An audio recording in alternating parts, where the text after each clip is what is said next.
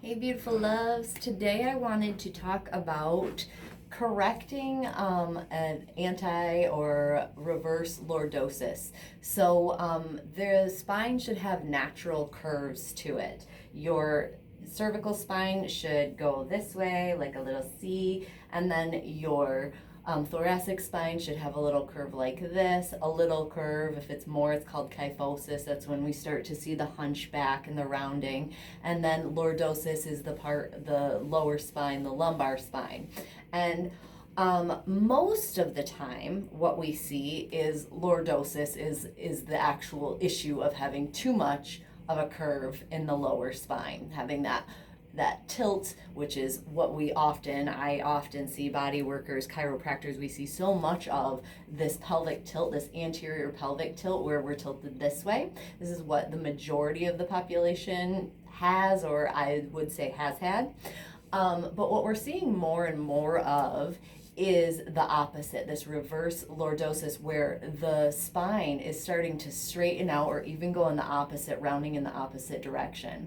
And this is a problem for a multitude of reasons, pain being a primary one, but also sexual dysfunction, incontinence, digestive issues are all going to be impacted by this dysfunctional setup. So I know I actually have that. So I have something that kind of looks like I have an anterior pelvic tilt, but I still have a little bit of a reverse lordosis, and I've been working hard to correct that. Now, I have that mostly due to years and years of yoga teaching me to straighten my spine. Now, your spine should be erect. Yes, when you're sitting and seated for meditation and yoga, we want a long spine and straight in this direction, right? Not scoliosis, balanced. But we were taught often, I've been practicing since I was 13, and they would say a straight spine. And so that would be to counteract a lordosis. You would tilt this way, you tuck your pelvis, is what they always used to tell us. And while that works if you are very anteriorly tilted, it can go in the opposite direction. So that's one thing, is I have many years of a yoga practice of trying to straighten a spine when really it should have been to keep my spine erect. So I have time now to understand that. The other part is when, especially now post-COVID, so many people, myself included, so much more time on technology in poor ergonomic situations, right? So we sit on our couch more than we typically would, and in those situations we're often relaxed and rounded, and our butt goes underneath us, and so we get this going. And that, over extended periods of time, letting that be the majority of our time, often you get to see that spine going in the wrong direction. And so that can create so much, like I said, pain and dysfunction. So we want to really work to correct that. And it can be a little uncomfortable because you're reestablishing new patterns, and you're curving stuff in the other way, right? And we're doing musculoskeletal, so it's bones and muscles. But mostly pain, it originates in the brain. And so I'm just going to show you a couple things that can help with that. So some stuff to do, some really basic things are just your basic cat-cow, right? So really working to create some mobility in your spinal column, really, really working both sides of flexion and extension. And when you arch, you want to arch like you're trying to touch your tailbone to the back of your head. You want to arch, arch, arch, arch. And if you don't have a lot of those curves or that strength in those spinal muscles, those erector spinae, this can be really tight and uncomfortable for a while as you build that up. But that's just one. And you always want to breathe really deeply in and out as you're doing any of these moves, always. I know I'm talking, so sometimes my breath isn't as flowing as it will be for you, or as it is when I'm just doing the practice without instructing. But you'd want to do that for several minutes, and then you can always do a little C-spine to work out the QLs and give the spinal column those other types of flexion. That side flexion is really lovely, but it's that C-spine that's really what you need. Okay, And then another one is coming down onto your tummy. And there are different spinal extensions that can be beneficial here. So you can do like the Superman, it doesn't matter what we call it. There are yoga poses, names, asanas, but it's really just that action of my toes are pointed. You can't see all of that, but you can see what's happening in my back. So my hands are extended, my fingers are straight, my arms are straight, my toes are pointed. So I am like a bow and arrow, okay? I'm going tight, tight, tight. And you just raise up and breathe and relax. And you would do several of those, okay? So that's a nice strengthening spinal extension to really start to wake up those back muscles and exacerbate that arch in the low back. We want to really activate all those back muscles and those back strengthening muscles.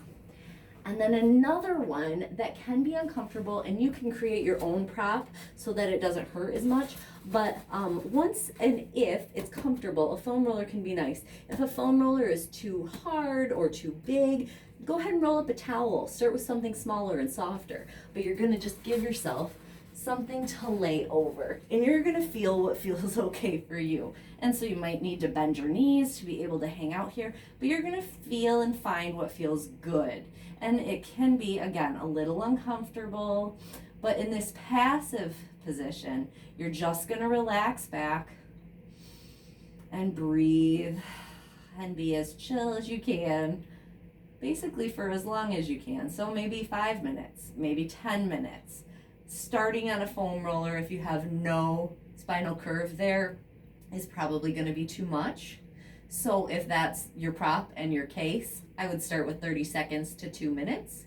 But if you have a towel and you're rolling it up, you can really work with it, and you want to relax as much as possible and hang out as long as possible. Just keep breathing. And make your exhales as long as you can. Breathing deeply into your belly and exhaling completely. And then getting it out of there and resting on a flat surface to let everything settle. And you just rest, take some deep breaths. You can have a support under your knees and just relax. Usually when we have low back pain, we like a little support under the knees. So those are a couple activities, some stretches that you can do to help with that. Now the other thing I am going to show you is if you have a meditation or yoga practice, or even if you just find that you sit on your couch a lot and you do start to notice, now that I've kind of drawn your awareness to it, that your back does do that rounding and your butt really goes under you, a couple things you want to do, I'm going to actually show you guys from the back, is when you're seated, whenever you're seated, you actually want to scoot your butt back more than what feels comfortable. So especially when you're having some back pain, it can be really uncomfortable, but the more you can move your butt back and allow that to create a little faux arch, then you're gonna start to create one. And so it can be uncomfortable at first, but that's gonna be beneficial for you to create that when you're seated, okay? As much as you can, remember to try and draw your back, like your tailbone kind of coming back. So it's sort of counterintuitive if you've had a yoga practice. And then the other thing is to have a pillow or a blanket or as many pillows as you need. And then you kind of get your bum flesh out of the way, and this helps. So getting higher is going to help to keep your pelvis where it needs to be and to create and maintain that little arch in your low back. And that way you can see I can still sit up nice and tall, but I didn't erase my curve. Again, it's not very significant on me, and I also have kind of little glutes, so it doesn't stand out so much, but I'm working it. And yeah, I have lots of videos for correcting an anterior pelvic tilt. This is almost correcting a pelvic or a posterior pelvic tilt. So I hope that's beneficial for you. Let me know how it goes. Again, if you have a significant tilt here and you have a nice curve in your low back, you don't need this. I mean, they can feel lovely. You can still do these exercises, but you're not going to need to worry about this as much. Obviously, posture is still something to be mindful of, and doing exercises and activities that help your case These ones are specifically for helping to create a curve, a natural curve again in the low back that's been flattened or rounded in the opposite direction. Okay, hope that was helpful. Let me know if you have questions, and I'll see you next time. Mwah.